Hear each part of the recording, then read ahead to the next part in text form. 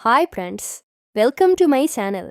இந்த மாதிரி சுவாரஸ்யமான கதைகளை கேட்க நீங்க இப்பதான் நம்ம சேனலுக்கு முதல் முறையா வரீங்கன்னா மறக்காம நம்ம சேனலை சப்ஸ்கிரைப் பண்ணி பாருங்க. பக்கத்துல இருக்க பெல் ஐகானையும் கிளிக் பண்ணிக்கோங்க.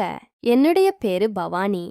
அன்று ஒரு நாள் என் கையில் ஒரு டீ கப்புடன் நாற்காலியில் அமர்ந்து டீ கொடுத்து கொண்டிருந்தேன். என் கண்களில் கண்ணீர் பெருகியது. எனக்கு எல்லா வசதிகள் இருந்தும் எல்லா நிறைய செல்வங்களில் இருந்தும் என் கணவர் ஒரு தொழில்திபராக இருக்கின்றார். நான் அழகாக இருந்தேன். நச்சனா எனக்கு ஒரு நோயும் இருந்தது. நான் கர்ப்பமாக இருக்கும் பொழுது 6 மாதங்களுக்கு பிறகு கரு கலைந்துவிடும். இதுவே எனக்கு வாடிக்கையாகிற்றது. என் கணவர் எனக்கு அனைத்து வகையான மருத்துவர்களிடமிருந்தும் சிகிச்சையை அளித்தார். ஆனால் எந்த ஒரு பலனுமே எனக்கு இல்லை. இதே எனக்கு தொடர்ந்தே நடந்தது. நான் என் சிந்தனையில் மூழ்கியிருந்த போது யாரோ ஒருவரின் கூர்மையான பார்வை என்னை பீதியடையச் செய்தது. நான் முன்னாடி பார்த்தேன். கண்ணாடி பாத்திரங்களை எல்லாம் சுத்தம் செய்து கொண்டிருந்த ஒரு புதிய வேலைக்காரன் என்னை பார்த்து கொண்டிருந்தான். என் கண்கள் அவன் மீது விழுந்தவுடன் அவன் பதற்றம் அடைந்தான். அவன் உடனடியாக கண்களை தாழ்த்தி மீண்டும் அதே பாத்திரங்களை சுத்தம் செய்யவும் தொடங்கினான். சில நாட்களுக்கு முன்புதான் என் கணவர் பழைய வேலைக்காரனை வேலையை விட்டு நிறுத்திவிட்டார். புதிய வேலைக்காரனை வேலைக்கு அமர்த்திருந்தார். அவனுக்கு ஒரு 25-27 வயசு இருக்கும். அந்நிய வீட்டு வேலைகள் மற்றும் கார் ஓட்டும் வேலைகளையும் செய்து வந்தான். என் கணவர் அவனை என் வேலைகளை செய்ய மட்டுமே அமர்த்திருந்தார் என்பதை நீங்கள் புரிந்து கொள்ளலாம். நான் எங்கு செல்ல வேண்டியிருந்தாலும் நான் அந்த இளைஞனுடனே செல்வேன். நான் காரின் பின் இருக்கையிலேயே அமைந்திருந்ததனால் அவன் ஏதோ ஒரு சாக்கு போக்கில் என்னை பார்த்து கொண்டிருப்பதை உணர்ந்தேன். நான் அவனை பார்க்கும் போதெல்லாம் அவன் உடனடியாக தனது தோற்றத்தை மாற்றிக்கொள்வான். நான் எப்பொழுது ஏதாவது ஆழ்ந்த சிந்தனையில் மூழ்கியிருப்பேன். என்னுடைய இந்த நோயால் என் கணவர் என்னை வெறுக்கத் தொடங்கிவிட்டார். என் கணவர் மட்டுமல்ல, முழு உலகமும் என்னை வெறுத்தது. நான் எந்த கூட்டத்திற்கு சென்றாலும் பெண்கள் என்னை ஒரு தீண்டத்தகாதவள் போலதான் ஒதுக்கி வைக்கின்றார்கள். குறிப்பாக கர்ப்பிணி பெண்கள் என்னை ஒரு சூனியக்காரி போலதான் பார்க்கின்றார்கள். என் நிழல் கூட அவர்கள் மீது விழுந்ததால் அவர்கள் வயிற்றில் வளரும் குழந்தைகளுக்கு ஆபத்து ஏற்படலாம் என்று கூட நினைத்து என்னை ஒதுக்கியும் கொள்றார்கள். என் கணவர் மிகவும் பணக்கார தொழிலதிபர் என்பதால் அவரது தொடர்புகளும் காரணமாக எல்லோரும் என்னை பொறுத்து கொள்ள வேண்டிய கட்டாயமும் ஏற்பட்டதாலும் கூட்டங்களில் இருந்தவர்கள் என்னை பொறுப்படுத்திக் கொள்வார்கள். அப்போது எனக்கு தெரியும், நான் இந்த இரவில் ஒரு விருந்திற்கு செல்கின்றேன் என்று. பெண்களை என்கிட்ட சரியாக பேசக்கூட விரும்பல. ஏன்னா நான் கர்ப்பமாக இருக்கும் போதெல்லாம் என் குழந்தை 6 மாதங்களுக்கு பிறகு கலைந்துவிடும் என்பது அனைவருக்குமே தெரியும். இது ஒரு பொண்ணுக்கு மிகப்பெரிய பிரச்சனை. 6 மாதங்கள் அவள் ஒரு குழந்தையை தன் வயிற்றில் உணர்ந்து கொள்கின்றாள். பின்னர் அக்குழந்தை உலகத்தை பார்க்காமலேயே கலைந்துவிடும்போது அவன் மனம் கனமாகிவிடும். நான் என் கண்ணீரை துடைத்துவிட்டு என் கையிலிருக்கின்ற காலியான கப்பை மேசையின் மீது வைத்தேன். வீட்ல எனக்கு ஒரு வேலையுமே இல்லை. ஒவ்வொரு வேலைக்கும் வேலைக்காரர்கள் இருந்தார்கள். ஆனால் நான் இப்பொழுது அந்த எண்ணங்களுக்கு பலியாகிவிட்டேன். கோகுல் இரவில் வீட்டிற்கு வந்தபோது என் சோகமான முகத்தை பார்த்து அவன் நெற்றியில் விசித்திரமான சுருக்கங்களும் தோன்றியது. கோகுல் என் அப்பாவின் தொழிலை கவனித்துக் கொள்கின்றார்.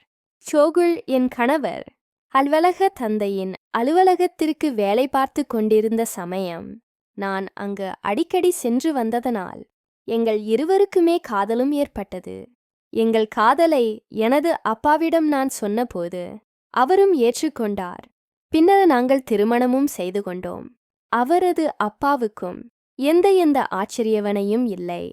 எங்களுக்கு திருமணம் முடிந்து 8 ஆண்டுகளும் ஆகின்றது. இந்த 8 வருட காலத்தில் நான் 4 முறை கர்ப்பமாகிவிட்டேன்.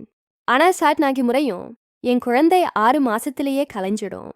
கோகுல் எனக்கு சிகிச்சை அளிக்க எடுக்காத முயற்சிகளே கிடையாது. அவர் என்னை சிகிச்சைக்காக வெளிநாடு கூட அழைத்து சென்றார். ஆனால் என் நோய் தீரவே இல்லை. கோகுல் எப்பொழுதுமே எனக்கு ஃபோன் செய்து நமக்கு திருமணமாகி 8 வருடங்கள் ஆகின்றது. ஆனால் இப்போது நான் உன்னை பார்த்து சோர்வழிந்து விட்டேன் என்று கூறி கேலியும் செய்தார். எனக்கு இவ்வளவு சொத்து இருக்கு, ஆனால் இந்த சொத்துக்கு எனக்கு வாரிசு இல்லை. எதிர்காலத்திலையும் வாரிசு வரும் என்று எனக்கு எந்த நம்பிக்கையுமே இல்லை. இவ்வளவு பணத்தை வச்சு நான் என்ன செய்வேன்? நான் செத்து போனால் எல்லாமே மற்றவர்களுக்கு இடையே ஒப்படைக்கப்படும் என்று அடிக்கடி கூறிக்கொண்டே இருப்பார். இன்னைக்கு கூட அப்படித்தான். அவர் சொல்றத கேட்டுட்டு நான் அமைதியாக உட்கார்ந்திருந்தேன். நான் அவரிடம் என்ன சொல்ல முடியும்? கடந்த 2 வருடங்களாக அவர் என்னை அப்படித்தான் கேட்டுக்கொண்டிருக்கின்றார். ஆனால் நான் முற்றிலும் அமைதியாகத்தான் இருந்தேன். அவருடைய வார்த்தைகளின் அர்த்தம் எனக்கு நன்றாகவே தெரியும். அவர் என்ன விரும்பினாலும் எந்த நிலையிலும் இதை செய்யத்தான்.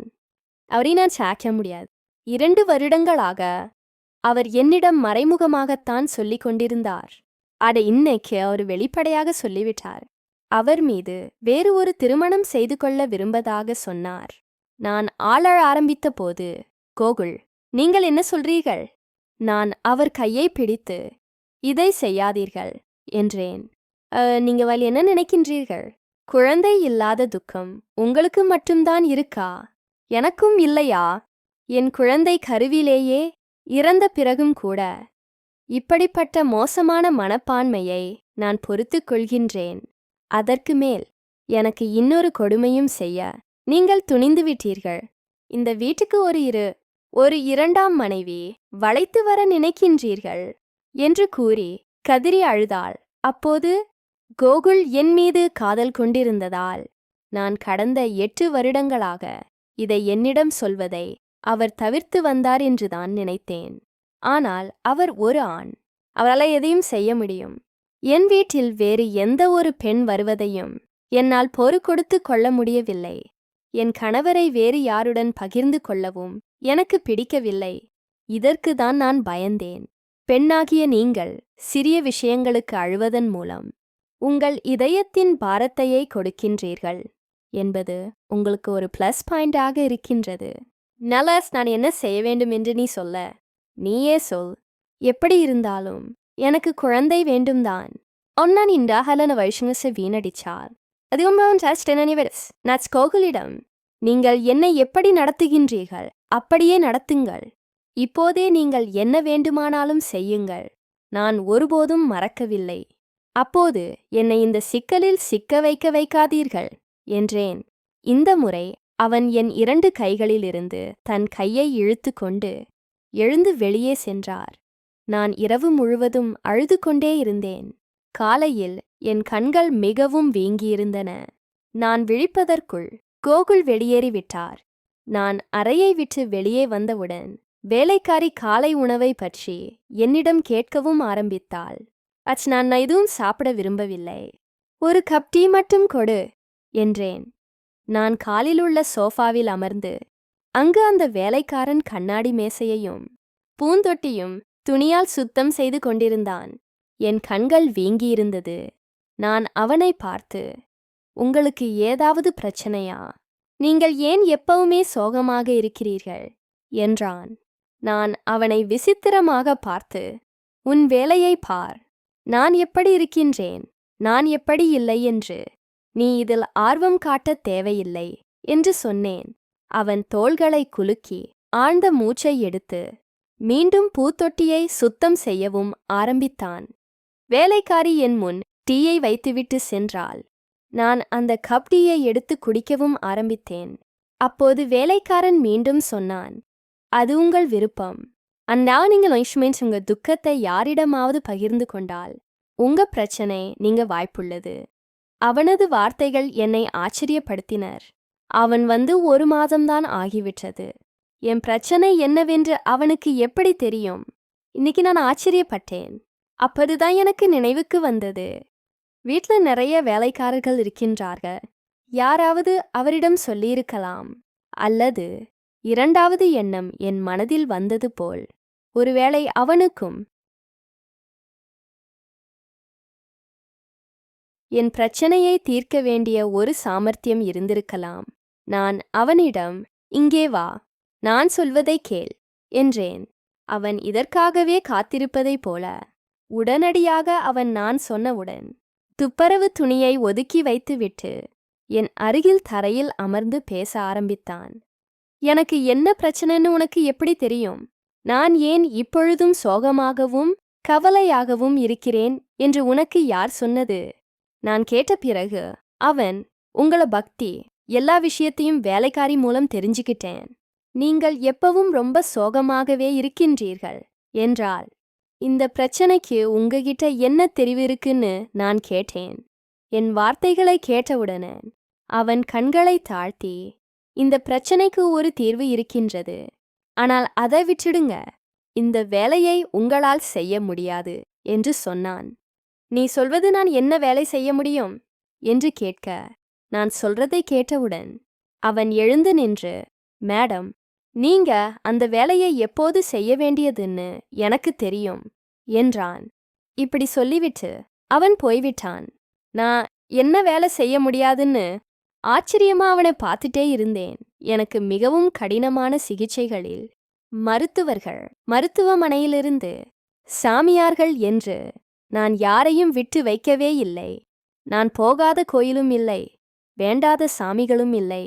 நான் படித்திருந்தாலும் சாமியார்களை இன்னும் நம்பி உள்ளேன். அவர்கள் என்னிடம் என்ன சொன்னாலும் நான் அதை நம்புவேன். நான் எல்லாவற்றையும் செய்தேன். மேலே எதுவுமே நடக்கல. ஒரு நபர் நம்பிக்கையில் வாழ்கின்றார்.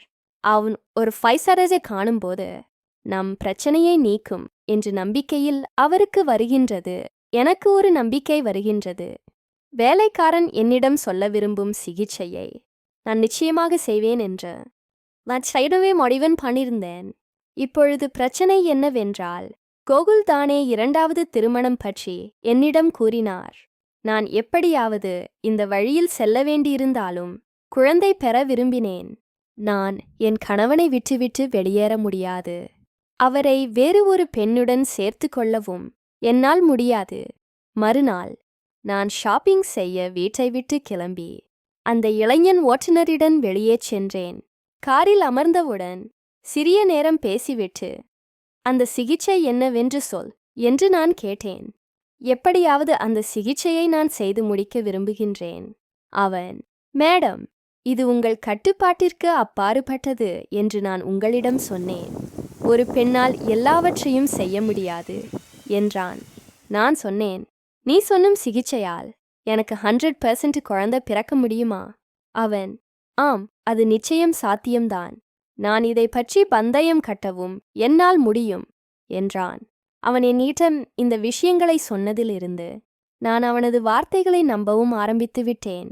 இதற்கு சிகிச்சை அளிக்கவும் டாக்டர் அல்லது சாமியார் யாராவது இருக்கின்றார்களா, அல்லது ஏதாவது கோயிலுக்கு போகுமா என்று கேட்க, அவன் என் வார்த்தைகளை கேட்டு சிரிக்க ஆரம்பித்து, இல்லை, நான் 3இல் யாருமே இல்லை. நீங்கள் அவர்களிடம் பலமுறை சென்று வெறும் கையுடன் தான் திரும்பி வந்திருக்கிறீர்கள் என்றான். மக்கள் இந்த 3 வகையான சிகிச்சைகளை மட்டும்தான் செய்கின்றார்கள் என்று அவன் கேட்டு எனக்கு ஆச்சரியமாக இருந்தது. அவன் எதை பற்றி என்னிடம் சொல்ல தயங்கினான், என்ன மாதிரியான சிகிச்சை என்றுதான் அவனிடம் திரும்ப நான் கேட்டுக்கொண்டிருந்தேன். ஆனால் அவன் என் கேள்வியை தவிர்த்து வந்தான். என் நோயை குணப்படுத்தும் எந்த வகையான சிகிச்சை என்று கேட்க, நான் அவனை எவ்வளவு வற்புறுத்தினாலும் அவன் என்னிடம் சொல்ல தயாராகவே இல்லை.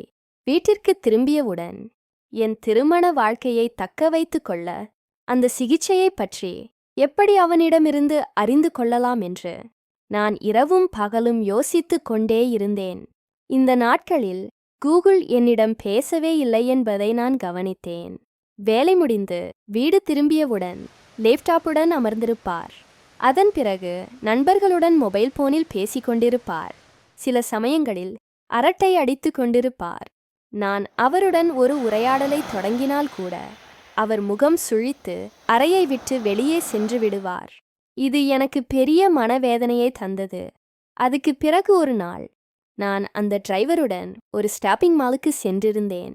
அங்கு நான் கண்ட காட்சி என் இதய துடிப்பேன் நின்று போயிருந்தது. அங்கு கோகுல் ஒரு பெண், அழகான பெண்ணுடன் அமர்ந்திருப்பதை கண்டேன். அவன் அந்த பெண்ணை ஷாப்பிங் செய்ய சொல்லிக் கொண்டிருந்தான். இத பார்த்து நான் திகைத்து போனேன். அந்த பொன் வேறு யாருமே இல்ல. அவளதான் கோகுலின் பியே. அந்த வேலைக்காரனும் என்னுடன் தான் இருந்தான். அவன் என் முகம் வெளிரேறி போனதை கவனித்தான். கோகுல் அந்த பெண்ணும் என்னிடமிருந்து சில அடிகள் தள்ளி ஒரு கடையில் நின்று சிரித்துக்கொண்டு பேசிக்கொண்டும் இருந்தார்கள். அந்த பெண் தனக்கென உடைகளை தேர்ந்தெடுத்து கொண்டு கோகுலிடம் என்ன ஆடைகள் வாங்க வேண்டும் என்று கேட்டாள். அதை பார்த்து நான் பைத்தியம் பிடிச்சது போல் உணர்ந்தேன். திடீரென்று எங்களுக்குள்ளிருந்த ஏதோ ஒன்று பறிக்கப்பட்டது போல எனக்குள்ளிருந்தது. ஏதோ உடைந்தது போல ஒரு உணர்வும் ஏற்பட்டது. ஆனால் அவர் என் கணவர். நான் அவரை மிகவும் நேசிக்கின்றேன். வேறு எந்த பெண்ணையும் அவருடன் சேர்ந்து பார்ப்பதை என்னால் பொறுத்து கொள்ள முடியவில்லை. எங்க திருமணத்திற்கு முன்பு அவளோட அலுவலகத்தில் இருந்து அப்போது கோவிலின் தனிப்பட்ட செயலாளராக இருந்தாள். ஆனால் நான் திருமணம் முடிந்து வந்தவுடனே அந்த பொண்ணை வேலையிலிருந்து நீக்கினேன் என்று எங்கள் கூகுளிடம் நீங்கள் ஒரு ஆண் செயலாளரை நியமிக்க வேண்டும் என்று உங்களிடம் எந்த பெண்ணையும் சேர்த்து பார்ப்பதை என்னால் பொறுத்து கொள்ள முடியவில்லை என்று நான் கூறியிருந்தேன். அந்த நேரத்தில் கோகுல் என் வார்த்தைகளுக்கு சம்மதித்தார். ஆனால் அவரை மீண்டும் அந்த பொண்ணுடன் பார்த்தவுடனே எனக்கு அதிர்ச்சியாகத்தான் இருந்தது. என் மனதில் விசித்திரமான எண்ணங்களும் எழ ஆரம்பித்தனர்.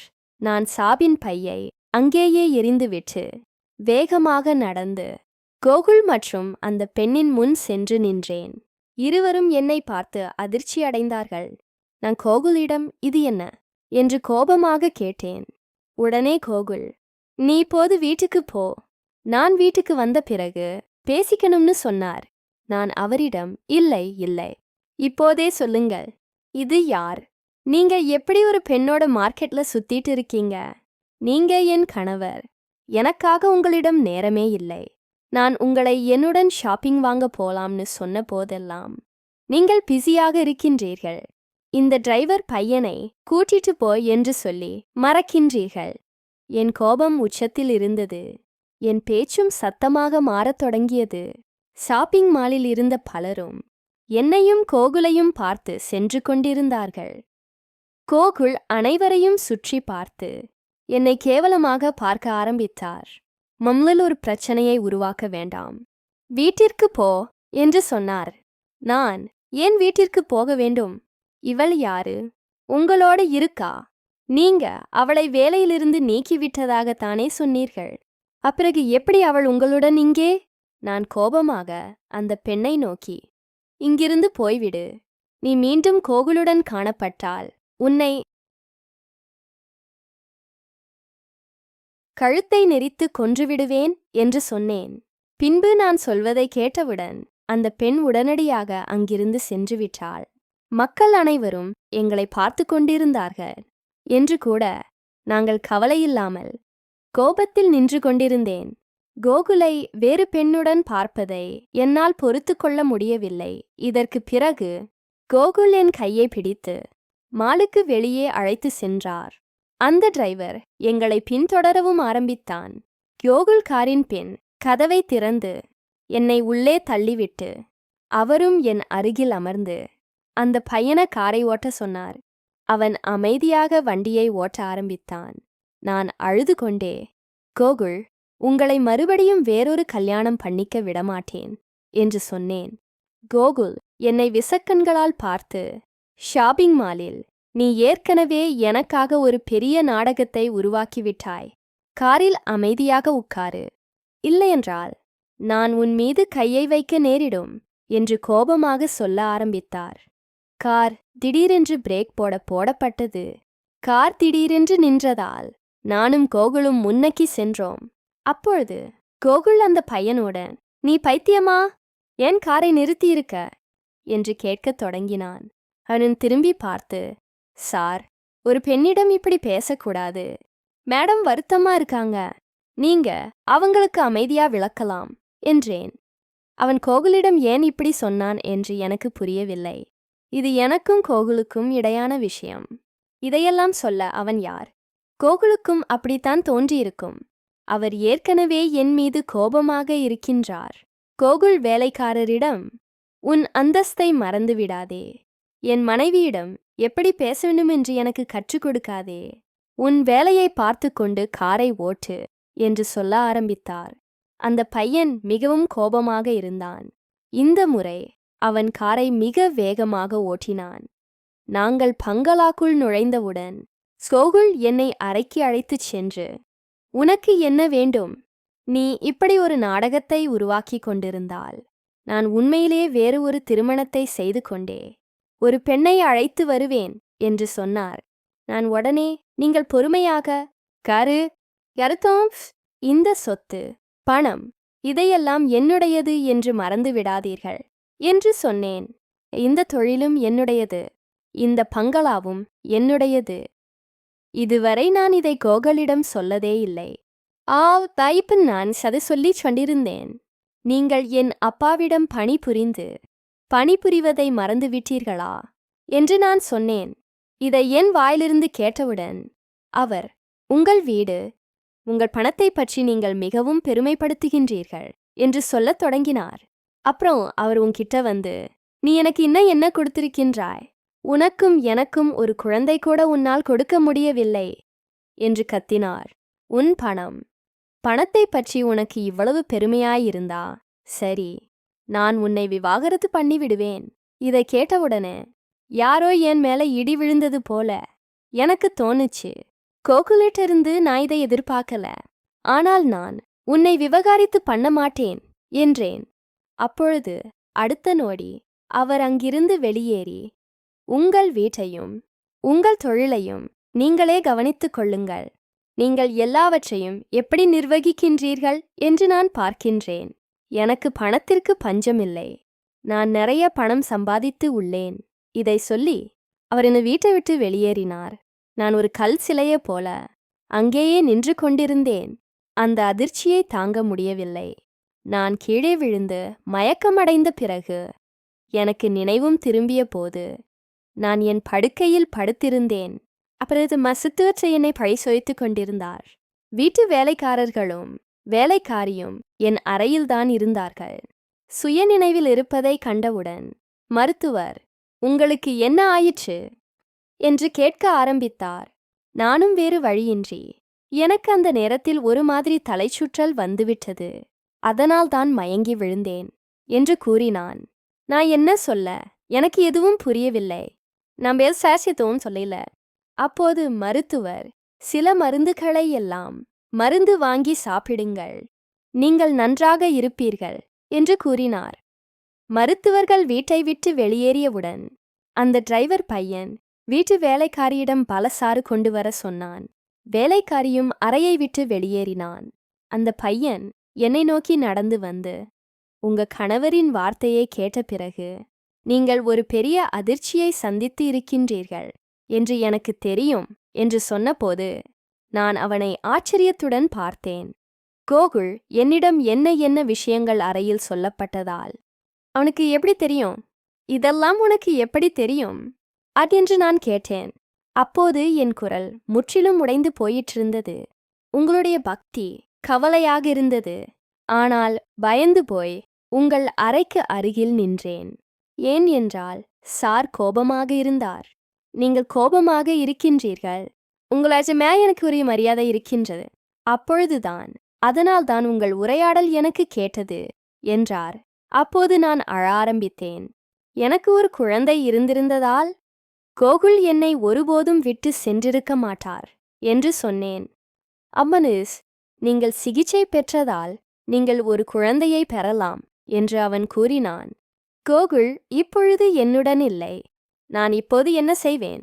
நான் எப்படி சிகிச்சை பெற்று குழந்தை பெற முடியும் என்று கேட்டேன். அப்போது அவன், நீங்கள் என்னை திருமணம் செய்து கொள்ளுங்கள், உங்கள் எல்லா கேள்விகளுக்கும் பதில் கிடைக்கும், ஒரு குழந்தை கிடைக்கும் என்று கூறினான். இதை கேட்ட பிறகே நான் முன்பு அவனிடம் சிகிச்சை பற்றி கேட்டபொழுது அவன் மறுத்து கொண்டே இருந்தான். இதுதான் அந்த சிகிச்சைன்னு நினைச்சு எனக்கு வார்த்தையே வரவில்லை. கூகுள் உங்களை விவாகரத்து செய்தவுடனே நான் உங்களை மணந்தால் உங்களுக்கும் ஒரு குழந்தை பிறக்கும் என்று அவன் சொல்லத் தொடங்கினான். அவனுடைய வார்த்தைகளை கேட்டேன்.